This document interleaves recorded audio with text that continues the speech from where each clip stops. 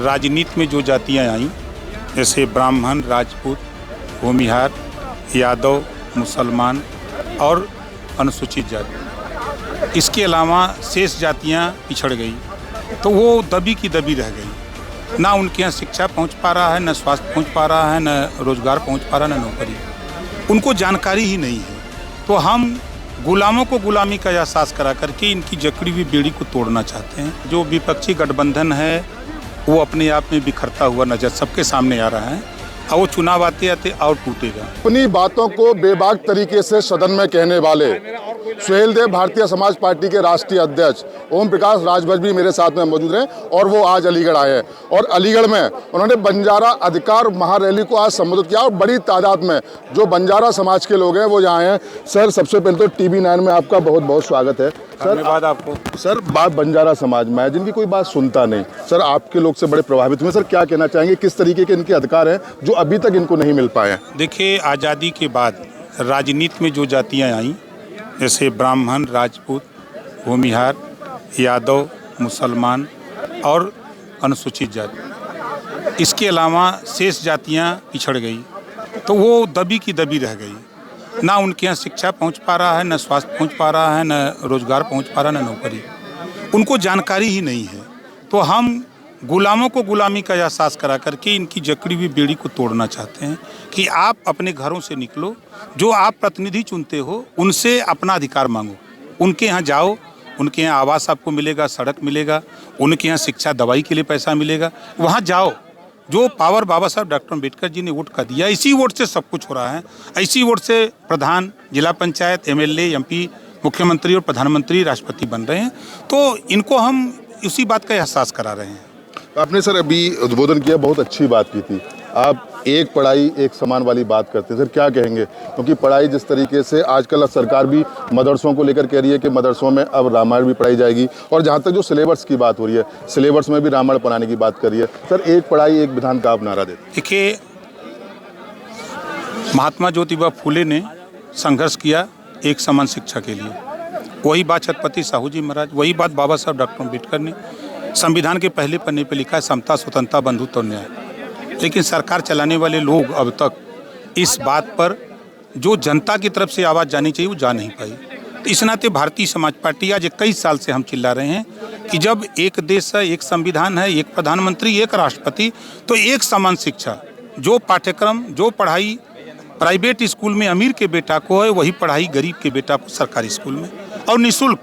दुनिया के तमाम देशों में शिक्षा निःशुल्क है, स्वास्थ्य निःशुल्क है, तो गरीबों को निःशुल्क व्यवस्था होनी चाहिए। इस बात को लेके हम बराबर आंदोलन करते रहते हैं। सर, 2024 का चुनाव नज़दीक है, क्या कहना चाहेंगे, क्योंकि गठबंधन अब बिखरता भी जा रहा है। दिल्ली में की अगर बात करें, दिल्ली में आम आदमी पार्टी और कांग्रेस का गठबंधन हो गया, लेकिन वहीं पंजाब में ना हो गई। बिहार का आपने जो खेला होना था वो हो ही गया, और पश्चिम बंगाल में आप देख ही रहे हैं। सर, क्या कहना चाहेंगे इस गठबंधन को? ये देखिए, जो विपक्षी गठबंधन है वो अपने आप में बिखरता हुआ नजर सबके सामने आ रहा है और वो चुनाव आते आते और टूटेगा। और लड़ाई नाम की कोई चीज़ नहीं है। जो माननीय नरेंद्र मोदी जी के नेतृत्व में जो विकास की, गरीबों के विकास की योजनाएं जनता तक पहुंच रही हैं, माननीय योगी आदित्यनाथ जी के नेतृत्व में उत्तर प्रदेश में 7 साल में एक भी दंगे नहीं हुए, कहीं कर्फ्यू नहीं लगा। जो योजनाएं बन रही हैं वो गरीबों तक पहुँच रही हैं। तो गरीब कानून का राज चाहता है, गुंडा राज नहीं चाहता। अभी पिछली सरकार थी 7 साल पहले, तो उसको सभी लोग गुंडा राज कहते थे। अब कानून का राज जनता स्वीकार करती है, कर रही है कि इस समय हम सुरक्षित हैं। तो कानून का राज जनता चाह रही है। तो कानून का राज चाहने के लिए तो जो जनता चाह रही है वो मोदी जी, योगी जी कर रहे हैं। ला दिया, महिला आरक्षण लागू कर दिया, भगवान राम को ला करके वहाँ अयोध्या में बैठा दिया, किसान सम्मान निधि खाते में पहुँचा रहे हैं सीधे।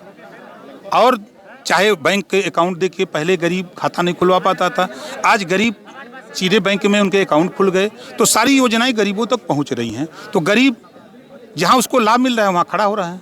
22 जनवरी को पूरे देश ने दिवाली बनाई। सर, पूछना चाहूँगा, दर्शन कर आए आप? उसी दिन मैं था वहाँ। कैसा लगा सर? बहुत अच्छा रहा।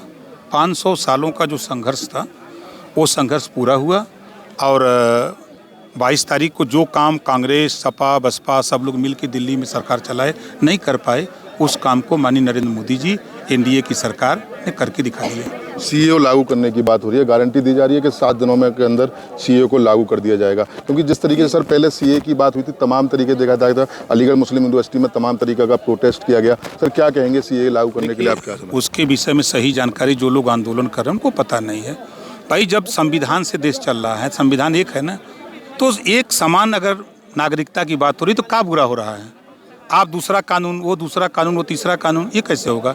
सभी लोग न्यायालय जा रहे हैं, चाहे हिंदू हो, मुसलमान हो, सिख हो, ईसाई हो, जैन हो, पारसी हो, कोई मामला हो रहा तो न्यायालय जा रहे हैं, बीमार हो रहे हैं तो हॉस्पिटल जा रहे हैं, शिक्षा हासिल करना है तो जा रहे हैं यूनिवर्सिटी में, तो फिर किस बात की दिक्कत है?